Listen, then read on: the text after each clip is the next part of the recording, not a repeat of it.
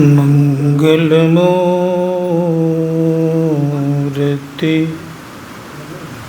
सतगुरु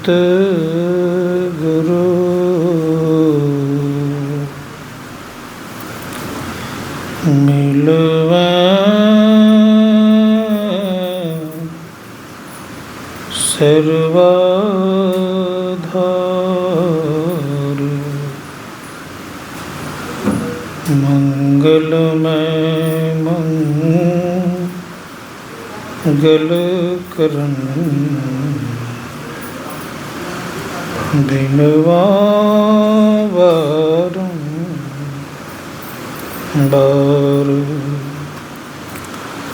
धन्य धन्य सतगुरु सुखदा महिमा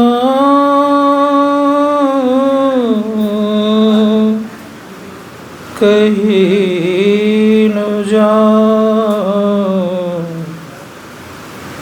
जो कुछ कहूँ तुम्हारी कृपा मोते कछु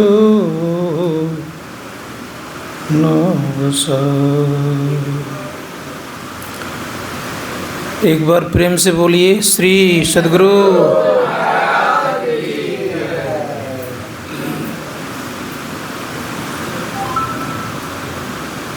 उपस्थित परमादरणीय साधक वृंद, संवेद समादरणीय सज्जन वृंद, आदरणीय माताओं तथा भक्तिमती बहनों,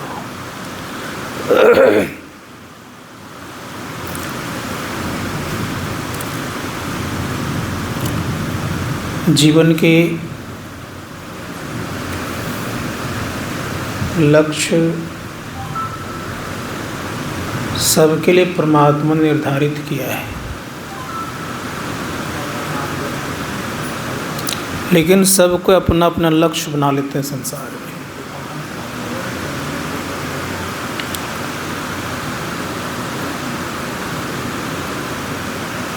जब तक लोग निज को नहीं जानेगा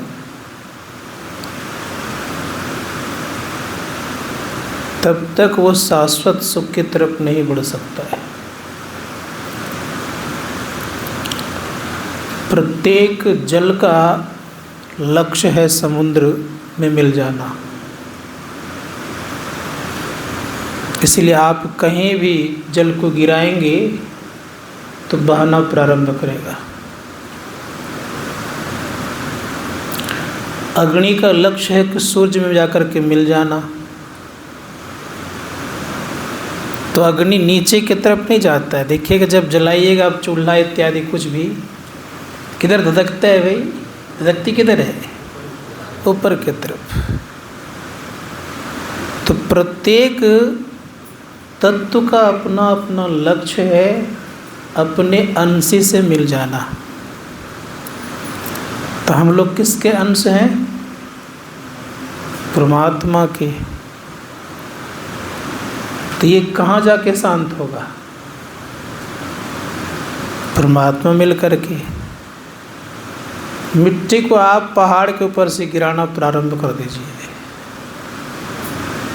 तो जमीन पर आकर के वो अस्थिर हो जाएगी। ठीक उसी प्रकार से जीव तब तक दुख में है जब तक ये परमात्मा से नहीं मिल गए हैं। परमात्मा कोई दूसरे नहीं है, याद रखिएगा सब कोई।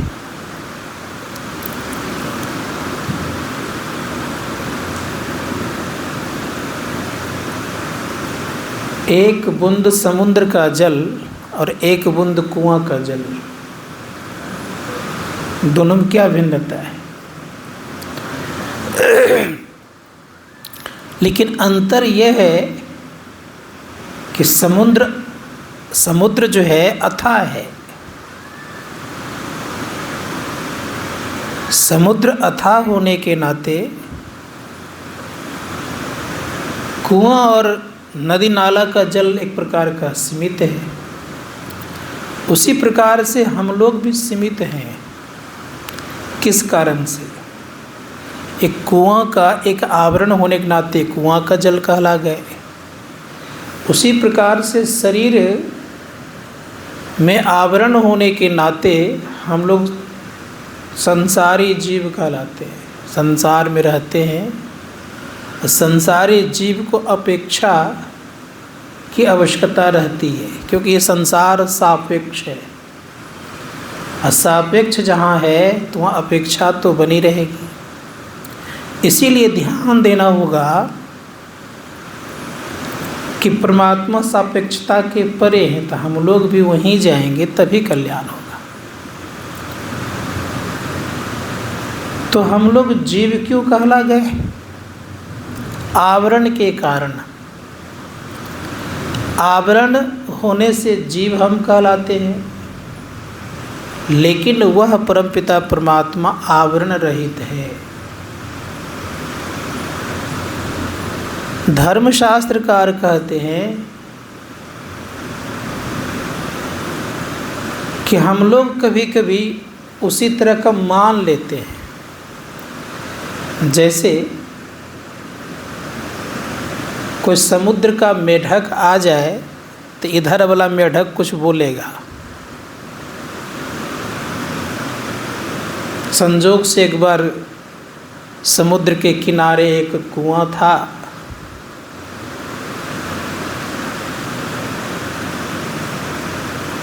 तरंग आने के कारण एक मेढक संजोग से कुआं में गिर गया।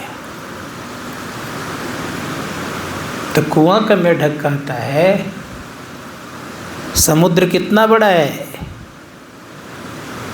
एक छलांग लगाया वो कुआं में, का इतना बड़ा? तो समुद्र का मेढक ने कहा नहीं, बहुत बड़ा है। फिर दूसरा उससे बड़ा छलांग लगाया, का इतना बड़ा? करे भाई नहीं, समुद्र बहुत बड़ा है। तीसरा उससे और बड़ा छलांग लगाया, का इतना बड़ा? करे भाई समुद्र बहुत बड़ा है। का बेवकूफ कहीं का, तुमको समुद्र का ज्ञान ही नहीं है, खाली बड़ा है बड़ा है। इससे भी कोई बड़ा होता है? सबसे बड़े जगह तो मैं रहता हूँ। तो जीव अपने छोटे मोटे लक्ष्य को मान करके सोचता है हम बहुत बड़ा काम कर रहे हैं। क्यों ऐसा बोल रहे हैं? वो आवरण में है इसीलिए। लेकिन जिस्म में हम आप का ज्ञान होता वो कितना बड़ा होगा। संतों ने कहा, कल भी मैंने कहा होगा, शायद सुने होंगे आप लोगों ने, कि तीनों आवरण से जब युक्त होते हैं तो उसका सीमा और कम हो जाता है।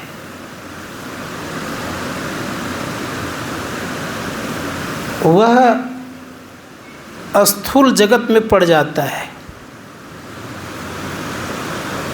तो स्थूल कितना बड़ा है? 3.5 हाथ का। 3.5 हाथ में आप अपना व्यवस्था कर लेंगे।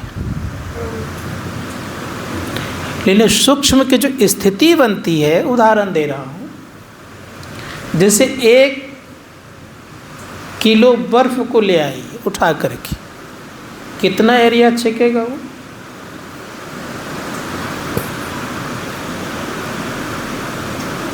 ज़्यादा ज़्यादा कितना बड़ा होगा? छोटा सा होगा। और उसी बर्फ को आप पिघलाइए, कितना एरिया छेक लेगा वो? तो जो बर्फ था वो क्या था? स्थूल, अर्थात अंधकार का आवरण था, मोटा था, गहरा था, एरिया छोटा छेका हुआ था। उसी बर्फ को आप पिघला देते हैं तो एरिया बहुत दूर तक छेक लेता है। उतने से बर्फ को आप वाष्प में बदल दीजिए, कहाँ तक जाएगा वो? उसकी ऊंचाई कैसी होगी? ठीक उसी प्रकार से याद रखिएगा कि जितना ऊपर चलेंगे, जितना स्थूलता से सूक्ष्मता के तरफ चलेंगे, उतना ही आप बड़े होते जाएंगे। धर्मशास्त्रकार कहते हैं कि बड़े होने के लिए स्थूलता से सूक्ष्मता के तरफ चलना पड़ेगा। भगवान राम का रूप के संबंध में आप लोगों ने भी सुना थोड़ी देर पहले। रूप को देखा, बहुतों ने देखा। और रूप में कितने तत्व पाए जाते हैं? इस शरीर में 5 तत्व पाए जाते हैं। तो 5 तत्व को देख करके आपके जीवन में ज़्यादा परिवर्तन नहीं आएगा। बहुत लोगों ने भगवान श्री कृष्ण को देखा होगा, भगवान राम को देखा होगा। क्या उनके दुख दूर हुए? दुख दूर नहीं हुए। लेकिन भगवान श्री कृष्ण ने एक विशेष काम किया अर्जुन के लिए। अर्जुन को अपना विराट रूप भी दिखाया। साधारण रूप नहीं है, विराट रूप है।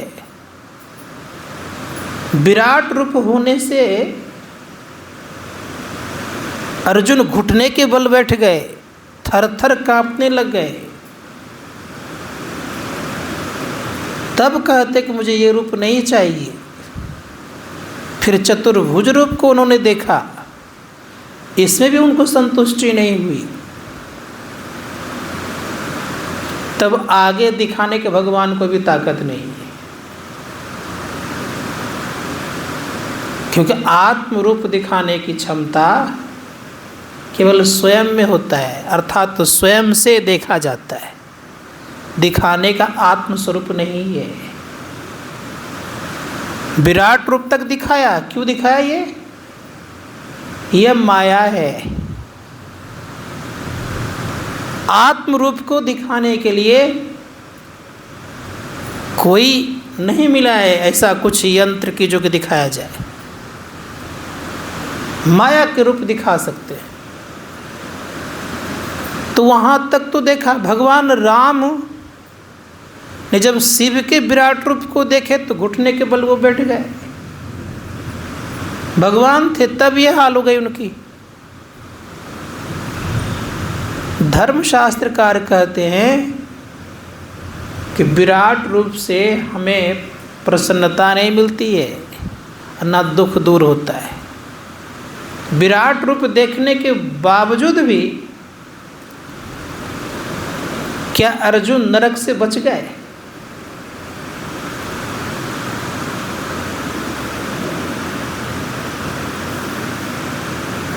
वहां तक तो छोड़ दीजिए।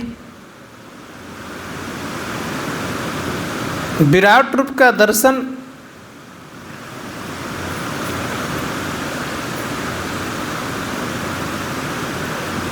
भीष्म पितामह ने भी किया,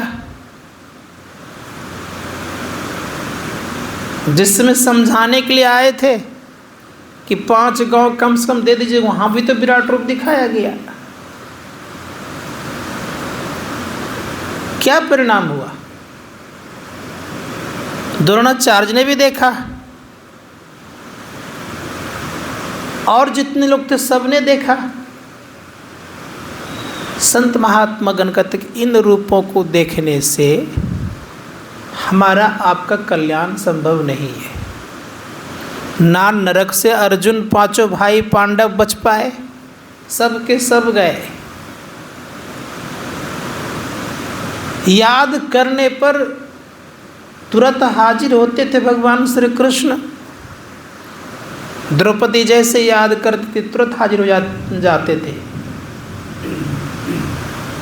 इतना जिनकी भक्ति भाव हो और वो भी नरक जाए तो कैसा लगेगा? विचार करके देखिए। इसीलिए संतों ने कहा कि निज रूप को जानिए। ये जो संसार में हम रूप देखते हैं क्या है? ये एक प्रकार का माया का रूप है। इसलिए कहा जथा अनेकन वेश धरी, नृत्य करई नट कोई, सोई सोई भाव दिखावे, आपुन होई न सोई। ना अपना है ना आपका है, ये ख्याल रखिएगा। ये वेश बनाया हुआ है। एक रामलीला पार्टी वाला व्यक्ति था, मंच पर आ गया, पर्दे पाया तो दोनों खूब युद्ध होने लगे दोनों में। एक छोटा सा बालक था, वो फांद करके स्टेज पर चढ़ के चला गया उस पार, पर्दे के पार। तो देखता वहाँ क्या है कि राम और रावण दोनों एक ही जगह बैठ के सिगरेट पी रहा है। बच्चा सोचता है कि सब इसी पार में होता है, पर्दे के पार में, उस पार में तो सब एक ही है। तो सब खेल इसी पार में, उस पार में कुछ नहीं है। आवरण है तो सारा खेल हो रहा है, ये मेरा है, ये तेरा है। गुरु महाराज कहते हैं मोही तो ही इतने ही भेद ही हो साहब, मेरा तेरा को जो भेद है इतने ही तो भेद और कुछ नहीं है। इस मोहित तो अर्थात मेरा तेरा का भेद मिट जाए तो हम आपका कल्याण हो जाए। और मोरा मेरा तेरा है क्या? तो भगवान राम कहते मोर तोर ते माया, ये मेरा और तेरा क्या है? ये माया है। संत महात्मा गण कहते इसके चक्कर में रहेंगे तो दुख होगा ही। तो सारा खेल पर्दे के ऊपर ही है, याद रखिएगा। पर्दे के पार में कोई खेल नहीं है, सब के सब एक हैं। धर्मशास्त्रकार कहते हैं कि द्वैत में ही द्वंद्व भी होता है, द्वैत में भी संशय होता है, द्वैत में ही सारे दुख होते हैं, याद रखिएगा। द्वैत में ही अपना और पराय का बोध होता है। संतों ने कहा कि द्वैत रहेगा तो दुख भी आएगा, आवागमन भी होगा, जन्मना और मरना भी होगा, और माँ के गर्भ में बार बार आना पड़ेगा। इसी द्वैत को मिटाना है। धर्मशास्त्रकार का तो द्वैत मिटेगा कैसे? तो पहले हम भगवान की पूजा कर, भगवान के रूप को तो जाने हम, भगवान क्या है। संतों ने कहा कि भगवान का रूप हम इन आँखों से नहीं जान सकते। राम को जानने के लिए हमें राम बनना पड़ेगा, याद रखिएगा सदैव। जब तक हम राम नहीं बनेंगे तब तक हम राम को नहीं जान सकते। ये मन में बात आती होगी कि ये तो हम सुन रहे हैं अलग टाइप की बात। राम बनेंगे तब राम को जानेंगे। बिना राम बने आप राम को नहीं जान सकते। क्यों?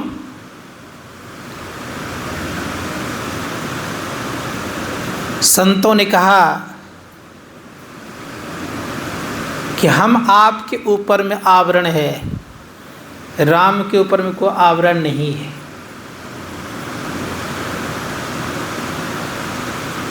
तो देख पाएंगे उस पार में अगर कुछ रखा हुआ सामान तो दिख जाता है। वो दीवार हटे तब तो देख पाएंगे हम। उसी प्रकार से याद रखिएगा, अपना आवरण हटेगा तो आप क्या कहेंगे? राम को दूसरा है। संत महात्मा गण कहते हैं कि स्वतः लगेगा। इसलिए गुरु महाराज कहते हैं, गुरु महाराज के वाणी में है, तुम सूरज हम किरण तुम्हारी, तुम अंशक में अंश। तुम सूरज हम किरण हैं। संत रविदास जी महाराज कहते हैं, तुम धागा हम मोती, तुम मोती हम धागा।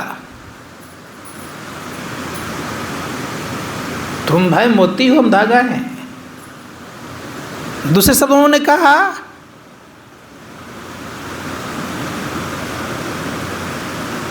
तुम चंदन हम पानी।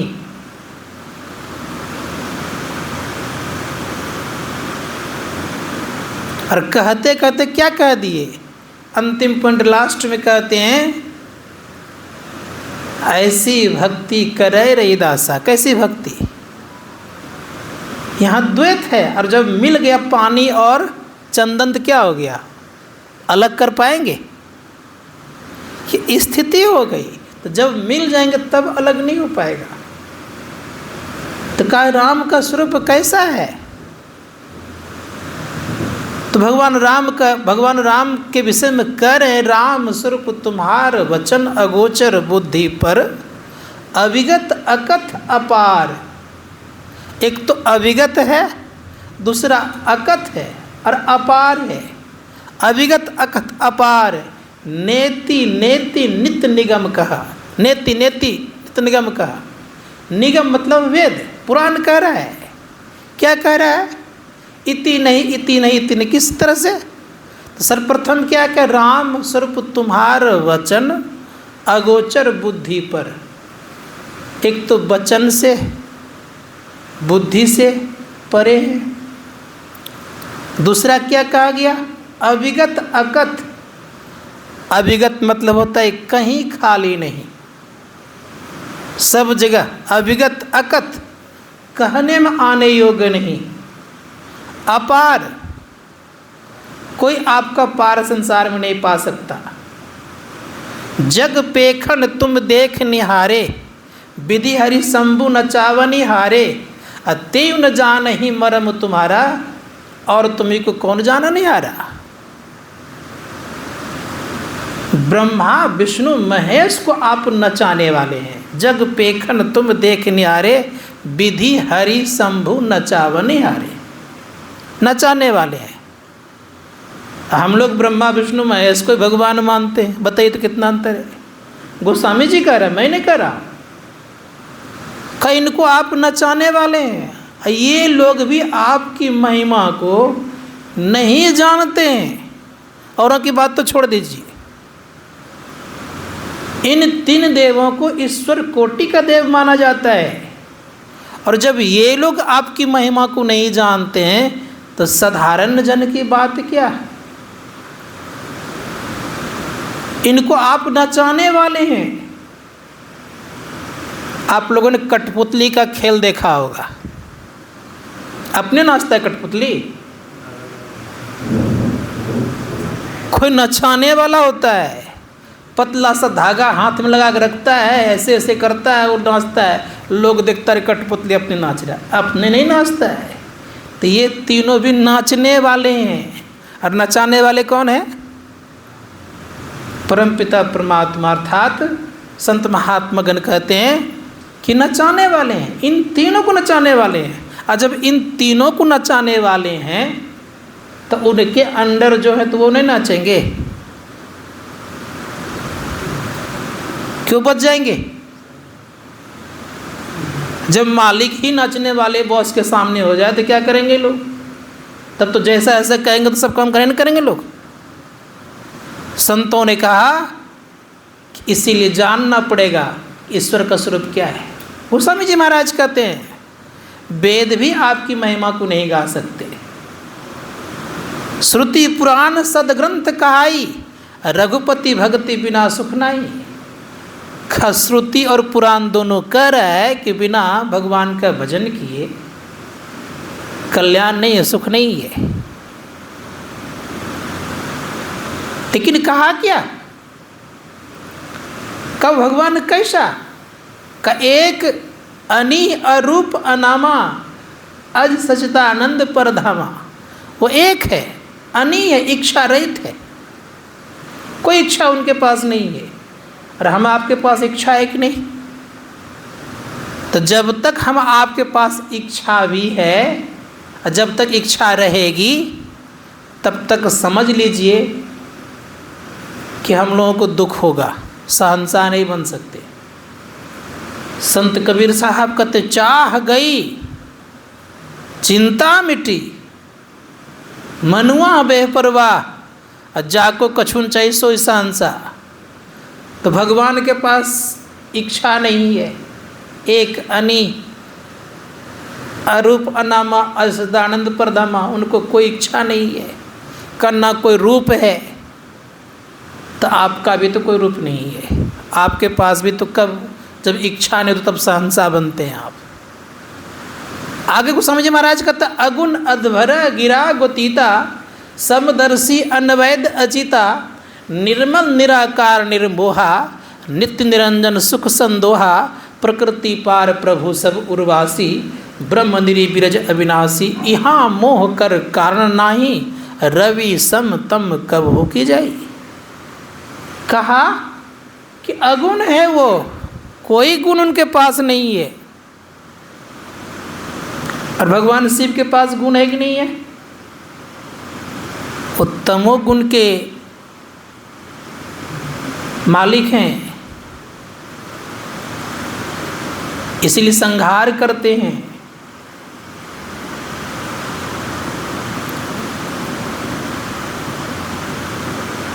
भगवान विष्णु के पास कोई गुण है कि नहीं है?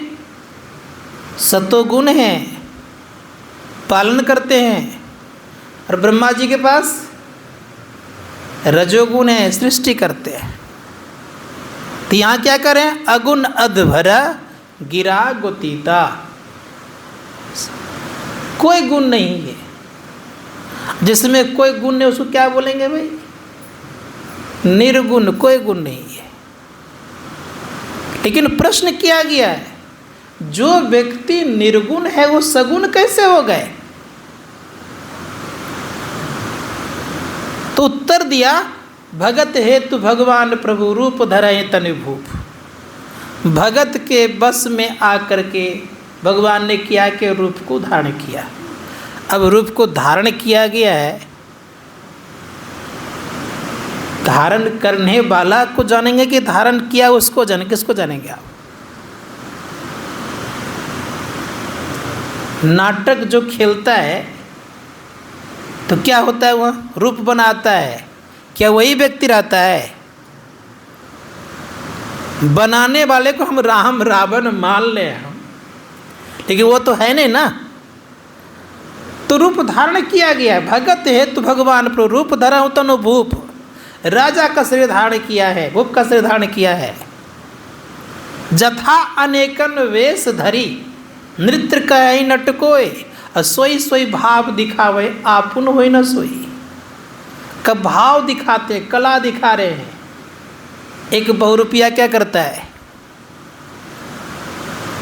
कला ही तो दिखाता है, लेकिन क्या बहुरूपिया सच में वही है? तो भगवान कला दिखाए हैं, तब भगवान को वही कला मान रहे हैं। अब भगवान की लीला को, भगवान की कला को आप लीला मान रहे हैं। भगवान श्री कृष्ण गोपियों के संग में रास रचाए, तो इसका मतलब क्या वही हो गए? वो नहीं हो गए। इसीलिए समझना पड़ेगा कैसा है वो।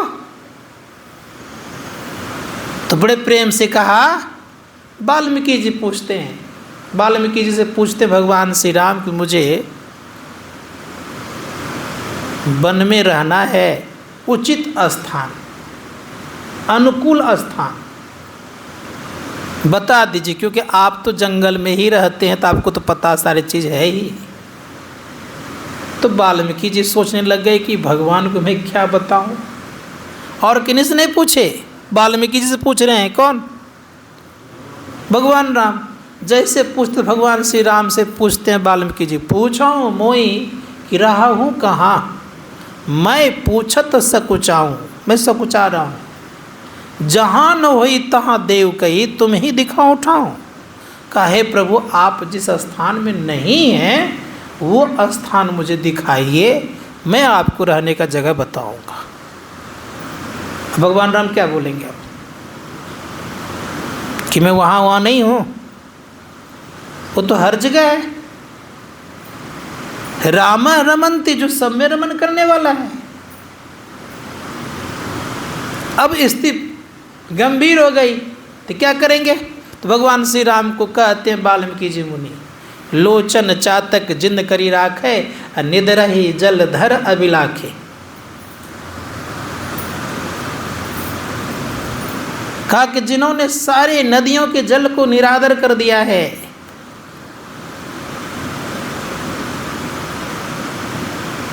सारे नदियों का जल निरादर करके क्या करते हैं वो, एक ही नक्षत्र का पानी वो पीती है। वो पानी सब पक्षी पीता है। वो कौन सा पक्षी है? चातक। इसलिए कहा लोचन चातक जिन करी राखे, निदरई जल धर अभिलाखे। सरित सिंधु सर भारी, रूप बिंदु जल होई सुखारी। बिंदु रूपी जल को पीकर को सुखी हो जाता है। अब उसको जानना पड़ेगा वो बिंदु क्या है। तब कहते हैं कि जिनको बिंदु रूपी जल से सुखी करने की क्षमता है अपने आप को, वो कैसा बिंदु होगा? होई बिंदु रूप का जल पीने से सुखी हो जाता है। एक बूंद मुंह में जाता है, चातक क्या करता है? ऊपर मुंह कर देता है, नक्षत्र लगता है, स्वाति नक्षत्र आता है, बादल लगता है उसमें, और उसी को देखते रहता है। देखते देखते देखते देखते एक बूंद पानी आता है, बंद करता, सालों भर पिए रह जाता है। एक बूंद पानी पिया और साल भर मुंह बंद कर लिया। ये ताकत है। तो कह रहे हैं उसी तरह से अगर वो रूप हो जाए तो आप सुखी हो सकते हैं। अब कह रहे हैं भगवान श्री राम, तिनके सदन सुखदायक बसहु सिय स रघुनायक। बंधु सिय स रघुनायक। कह रहे हे प्रभु उनके हृदय में वास किया। आप अकेले नहीं, सीता और राम के सहित उनके हृदय में। किनके हृदय में? जो इस तरह के हैं, जो कि एक बूंद से पूर्ण तृप्त हो सके, बिंदु रूपी जल की प्राप्ति कर ले तो पूर्ण सुखी हो जाए। तिनके हृदय बसहु सह सिय बंधु रघुनायक का उनके हृदय में वास करी, निवास करी। तब कहने लग गए जिनका श्रवण समुद्र समाना, कथा तुम्हारी सुभग सरी नाना। भर ही निरंतर होई नहीं पूरे, तिनके हृदय कह गिरो रे। कहे प्रभु आप उनके हृदय में वास करिए। किनके हृदय में? जिनका कान समुद्र के समान गहरा हो। देखिए 2-4 लीटर पानी डाल के कितना पानी जाता है इसमें, कितना गहरा है ये। एक बोतल पानी डालिएगा तो तुरंत सब पानी फेंक देगा। तो कह रहे समुद्र के समान गहरा होना चाहिए। तो क्या सुनने के लिए गहरा होना चाहिए भाई? का जिनके कान कैसा है? का समुद्र के समान गहरा है। जिनके श्रवण समुद्र समाना, कथा तुम्हारी सुभग सरी नाना। भर ही निरंतर हो ही नहीं पूरे, तिनके हृदय कह गिरे रो रे। का वो घर आपके लिए सुरक्षित है। इतना गहरा किसका कान होगा कि निरंतर कथा को सुनते रहे? उब जाता है सबका मन भाई, नहीं उबता है। लेकिन यहाँ करें निरंतर कथा सुनने वाला होना चाहिए। ये तो समझने की बात है। अब कथा कहने वाला कौन होगा निरंतर भाई? हमको भी तो कुछ न कुछ आवश्यकता पड़ेगी। ये कोई अच्छा वक्ता भी दुनिया में आ जाए, वो भी तो कुछ न कुछ क्रिया करेंगे। दैनिक क्रिया उनके जीवन में होगा कि नहीं होगा? दैनिक क्रिया तो करेंगे ही। खाएंगे, पिएंगे, सोएंगे, उठेंगे, बैठेंगे, नित्य क्रिया आ जाएंगे। ये दैनिक नहीं हुआ है तो निरंतर नहीं हुआ। दैनिक क्रिया तो हुआ, निरंतर तो नहीं हुआ। लेकिन वाल्मीकि जी कह रहे हैं कि जो निरंतर कथा कहता हो और सुनने वाला भी निरंतर सुनता हो, यहाँ पर थोड़ा सा कंट्रावर्सी है। संत महात्मागण कहते हैं इसी को समझना पड़ेगा। इसीलिए बाइबल ने कहा गॉड इज एवरीवेयर, वो ईश्वर सब जगह है।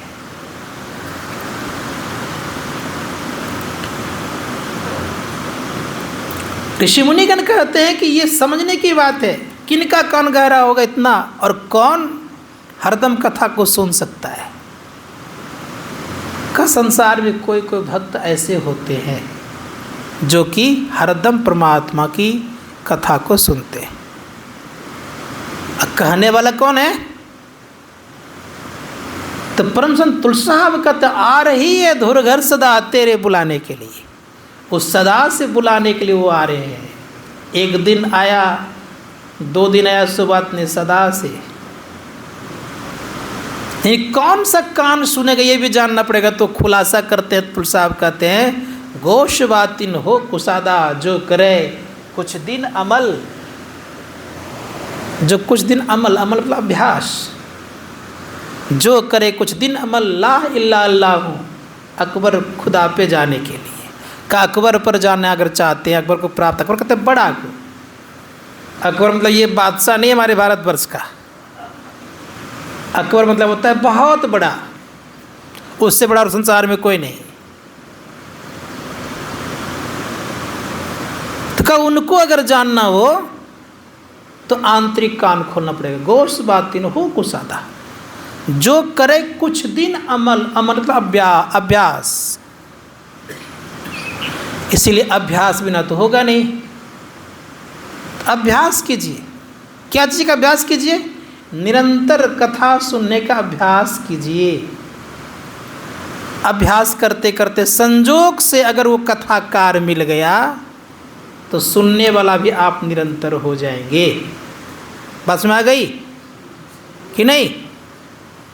इसीलिए अभ्यास कीजिए पहले। इसीलिए गुरु महाराज कहते करत करत अभ्यास ते जड़मती हो तो सुजान। बानी दूसरे का है, रसरी आवत जात पर सिल पड़ पड़ते सन। अभ्यास कीजिए।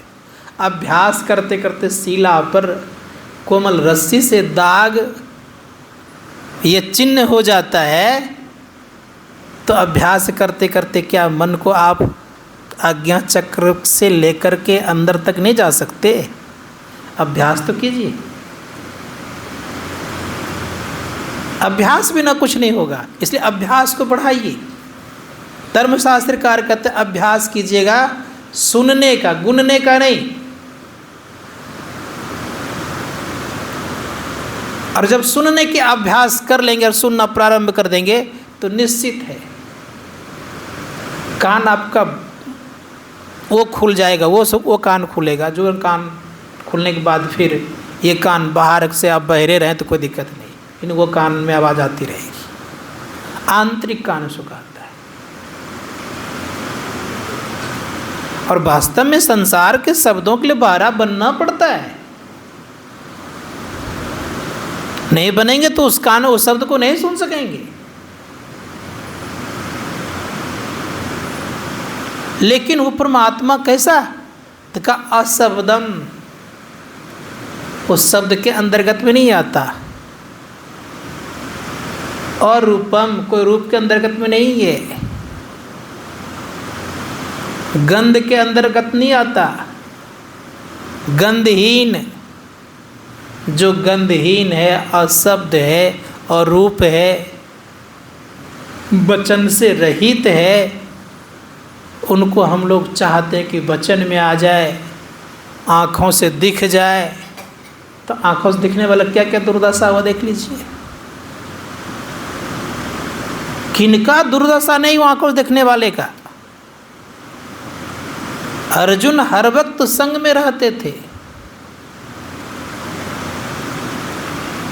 हम लोग तो गए देखने के लिए जहाँ पर उनका कहते तीर धनुष सब छीन लिया, गांडीव वगैरह सब छीन लिया, भील करातुन उनको लूट लिया।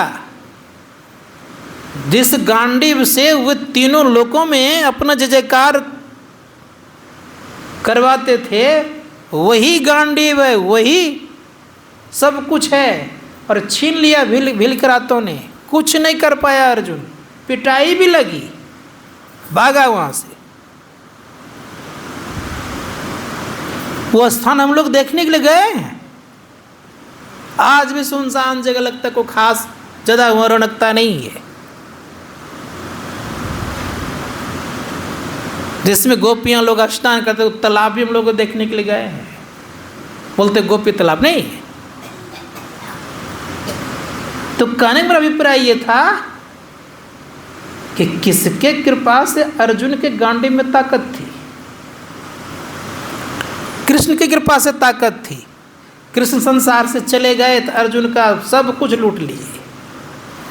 अर्जुन शक्तिहीन हो गया। धर्मशास्त्रकार कहते हैं कि ये दर्शन से लाभ नहीं है। इसीलिए मीराबाई कहती है दर्शन अगर करना ही हो तो क्या करना पड़ेगा? तो मीराबाई कहती देख तो रहे थे इस रूप को, दरस बिना दुखन लागे नैन। मेरा आंख दुखने लग गया, किसके बिना? दरस के बिना। कौन सा रूप का भाई? मीराबाई कहती है भव सागर सब सुख गयो है, फिकर नहीं मोहि तरनन की, मोहि लागी लगन गुरु चरणन की। मेरा सब भव सागर तो सुख गया है, फिकर तो है ना मुझे तरने की। इसीलिए समझना पड़ेगा हम आपको क्या कह रहे हैं। तो स्थिति यह है हम आपके जीवन में, तो वाल्मीकि जी वहाँ बता रहे हैं कि कान समुद्र के समान गहरा होना चाहिए। गहरा से तात्पर्य है जो व्यक्ति परमपिता परमात्मा के शब्द को सुनते हैं वो कभी बंद होता नहीं है। सांझ भोर दिन रैन कभी बंद नहीं होता। बाहर जड़वत रहता है और अंतर में चेतन लिए रहता है, चेतन युक्त रहता है। इसलिए गुरु महाराज कहते हैं सांझ भोर दिन रैन कछु जाने नहीं, बाहर जड़वत रहे अंतर चेतन माहे। संत कबीर साहब कहते एक संबंध में उन्मुनि रहे ब्रह्म को चिन्ह है, परम तत्व को ध्यावे। कौन सा शब्द है?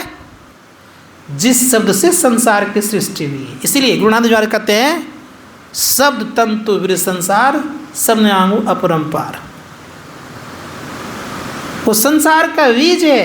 उपनिषद कारणिका बीजाक्षरम परम बिंदु नादम तस्य परिस्तम स शब्दे चाक्षरे छिन्न शब्दम परमम पदम।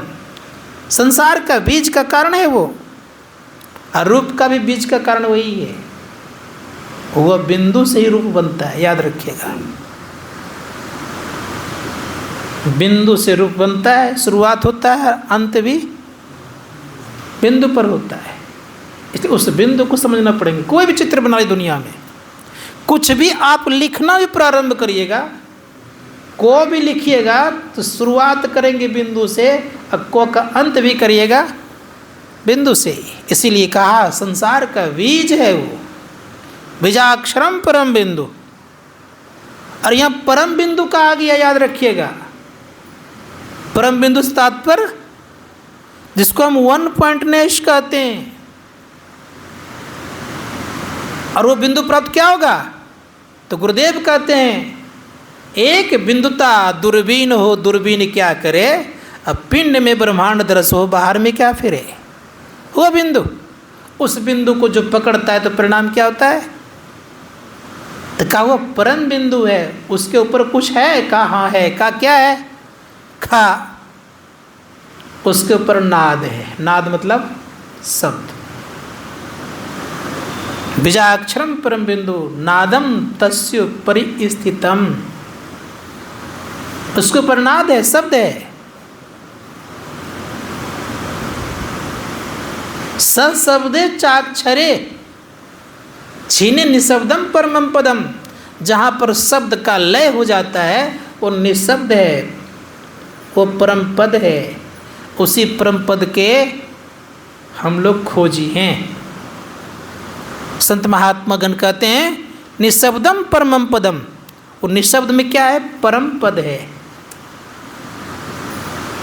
अब परम पद मिल जाए तो फिर और कोई पद की आवश्यकता नहीं है। संसार के तमाम पद में भूत लगती है, याद रखिएगा। भूत लगा देते हैं लोग। धनखड़ उतर गए तब उसको क्या कहेंगे? भूतपूर्व उपराष्ट्रपति, भूत लग गया उसके अंदर। प्रधानमंत्री रिटायर हो जाए क्या कहेंगे उसको?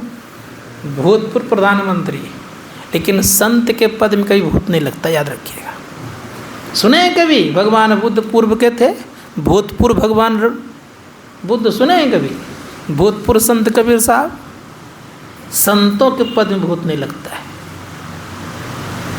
इसलिए वो परम पद है। निशब्दम परमम पदम, उसी को हम लोगों को जानना है। उसी को जानने के लिए ये क्रियाकलाप होता है। वहाँ जानने के बाद सब को हेरा जाता है।